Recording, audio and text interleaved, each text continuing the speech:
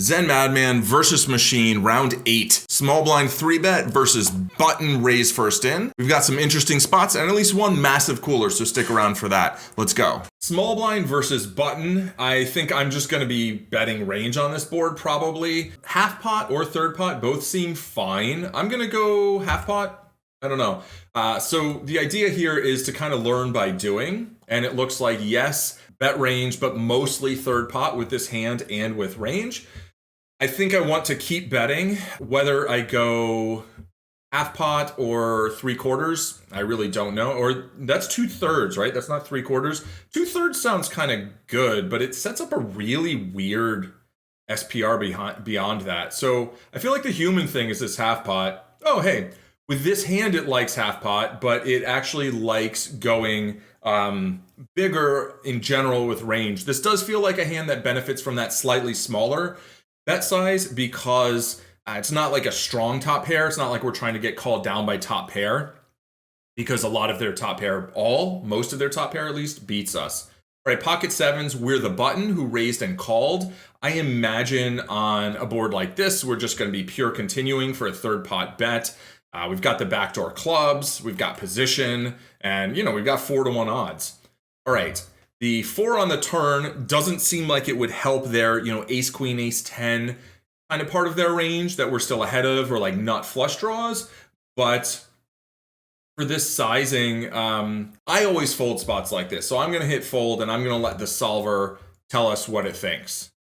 It says, yeah, fold. Your hand's terrible. So they have queens. Interesting to see them using this, 2/3 sizing. So let's proceed.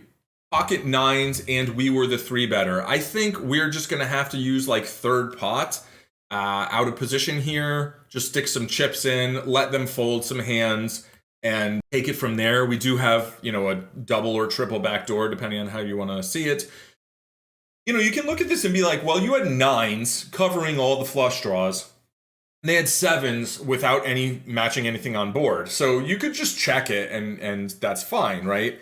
But what happens, I think, is when we check in spots like this, we kind of just get abused by the button where they can just kind of play perfectly against us and they can put a lot of pressure in. Maybe we end up folding hands like this. Overall, it looks like with our range, we can mostly just bet either third pot or pot, it looks like, which is an interesting option of, basically like go big or go small. All right.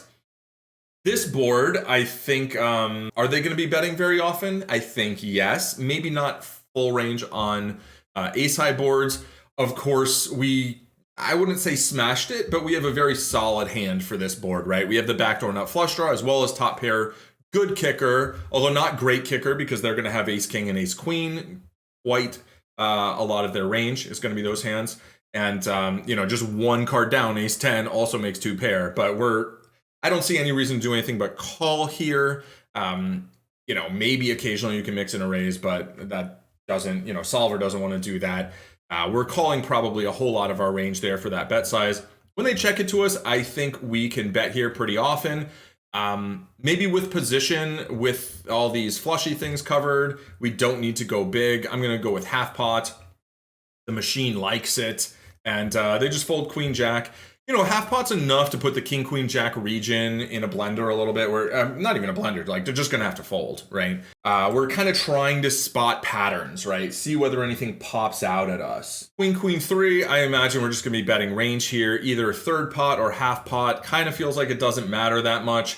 I think we can go small because they're just gonna have a ton of hands that basically are like super behind any queen and are just kind of like air balls. Now on this card, I feel like we definitely should get to bet.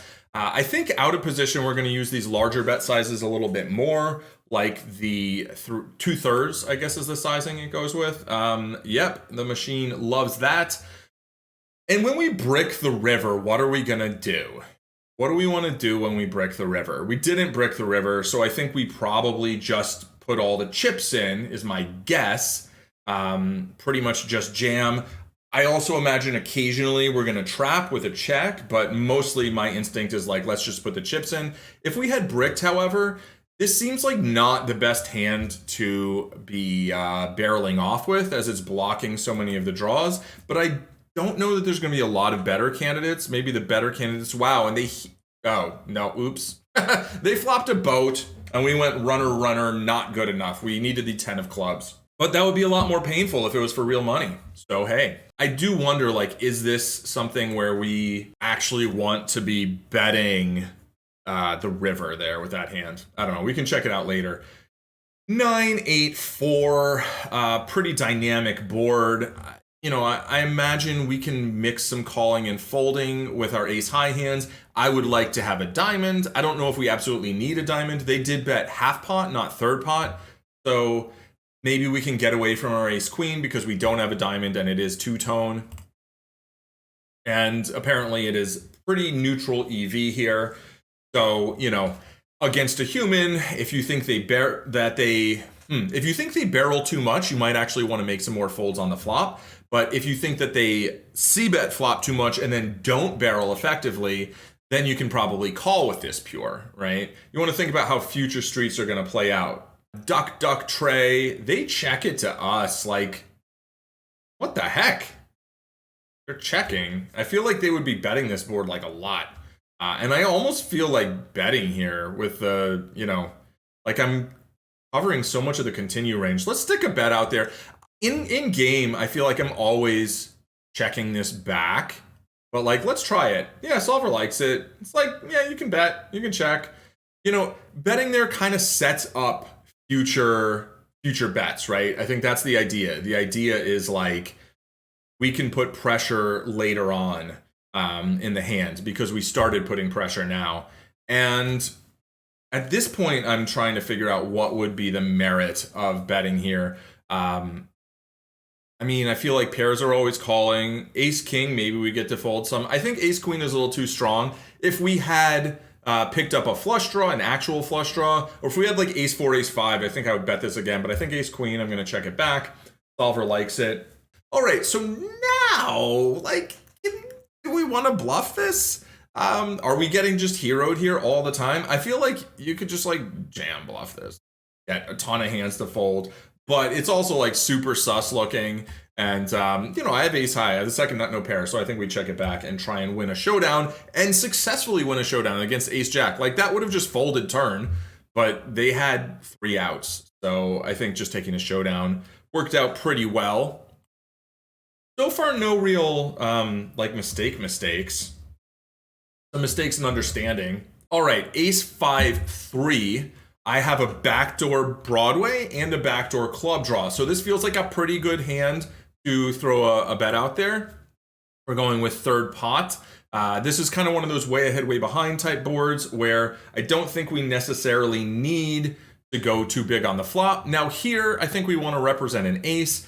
So something like half pot or probably like 2/3 feels correct to me. Let's go with that. And yes, solver approved. They call. Is this a hand we want to barrel off with? Well, we're blocking ace queen offsuit, ace 10 offsuit. Now we hit a queen, so I don't think there's any reason to bet here. I don't think we're getting an ace to fold or like king queen to fold. I don't think they have any other. I don't think they have a lot of queen X in their range actually at this point. If we were to bet, like we could maybe do like a block bet here, but like that seems totally nuts, right? That seems absurd with 56 in stacks and 89 left. Like, can we just like put the chips in and be like, yeah, hero off with your 9s? I feel like the much more human thing to do is check. Of course, human is probably used by solvers as an insult, or should be. I'm gonna feel like this might be a bet, because if we check and then they bet, what are we doing? Are we just folding? Or are we making a hero call? I'm gonna go ahead and check though. No, oh, it does like this small bet size. Wow.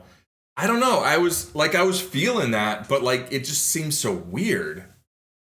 What a weird way to play the hand. It's like if they have an ace, they have an ace, and there's only so much money back.